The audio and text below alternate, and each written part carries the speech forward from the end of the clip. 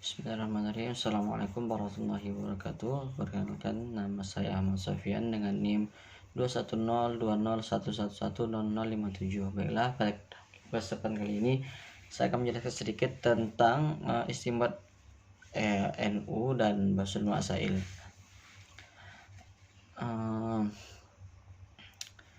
Ratusan tahun yang lalu jelas tidak memadai untuk menjawab semua persoalan-persoalan yang terjadi saat ini ataupun memberikan fatwa. Situasi sosial, politik, dan kebudayaan juga merupakan sesuatu hal yang beda pada kala itu.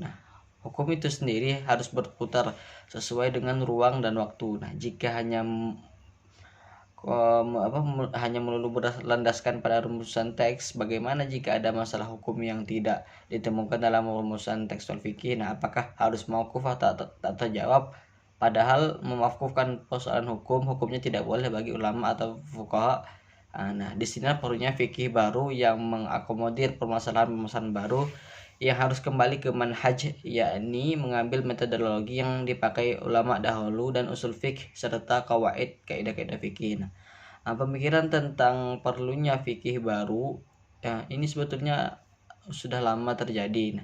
Kira-kira sejak 1980-an ketika mulai muncul dan marak diskusi tentang tajdid karena adanya keterbatasan kitab-kitab fikih dan klasik dalam menyorot persoalan kontemporer.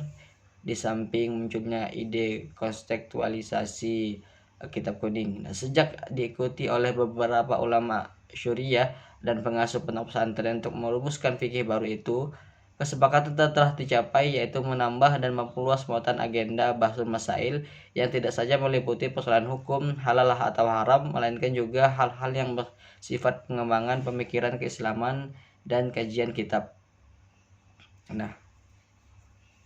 Dalam halakoh itu setelah disepakati perlunya untuk melengkapi referensi madhab selain Syafi'i dan perlunya penyusunan sistematika bahasaan yang mencakup pengembangan metode-metode dan proses pembahasan untuk mencapai tingkat kedalaman dan ketuntasan suatu masalah. Rumusan fikih baru kemudian dibahas secara intensif pada Muktamar ke-28 di Krapyak, Yogyakarta, yang kemudian dikukuhkan dalam Munas Alim Ulama di Lampung pada tahun 1952. Di dalam hasil munas tersebut diantaranya disebutkan perlunya bermazhab secara manhaj atau metodologis serta merekomendasikan para kiai NU yang sudah mempunyai kemampuan intelektual yang cukup untuk beristinbat langsung dari teks dasar.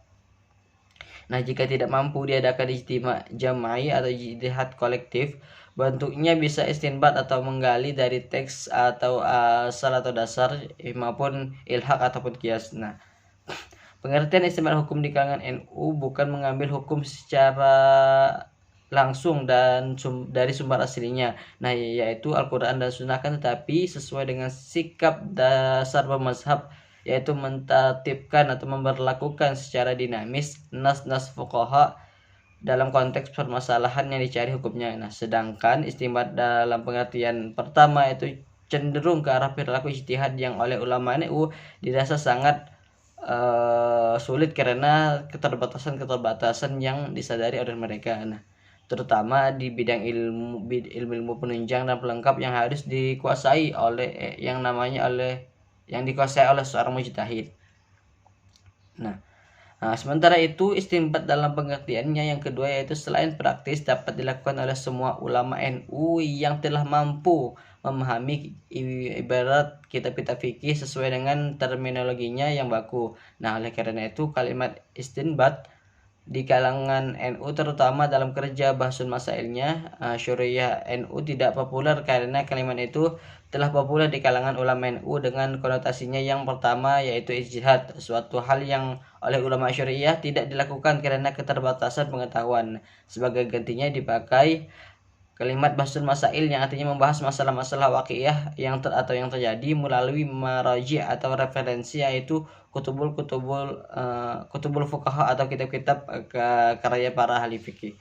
Kenyataannya mengenai terlalu dominannya mazhab Syafi'i memang ada. Pendapat ulama Syafi'iyah masih cukup dominan dalam forum Bahsul Masail NU. Namun demikian, perlu saya jelaskan bahwa dominasi mazhab Syafi'i bukan berarti ulama NU menolak pendapat atau akwal ulama di luar mazhab Syafi'i. Tetapi hal itu dilakukan lantaran para kiai NU memang tidak mempunyai referensi di luar mazhab Syafi'i. Nah, semisal kitab Al-Mudawwamah karya Imam Malik, Kanzal Al-Wusul karya Bazdawi Al-Hanafi, karya Al-Hikam fi Usul Al-Ahkam karangan Ibn Hazm dan lain sebagainya. Mungkin sekian yang dapat saya sampaikan, kurang lebihnya mohon maaf. Wassalamualaikum warahmatullahi wabarakatuh.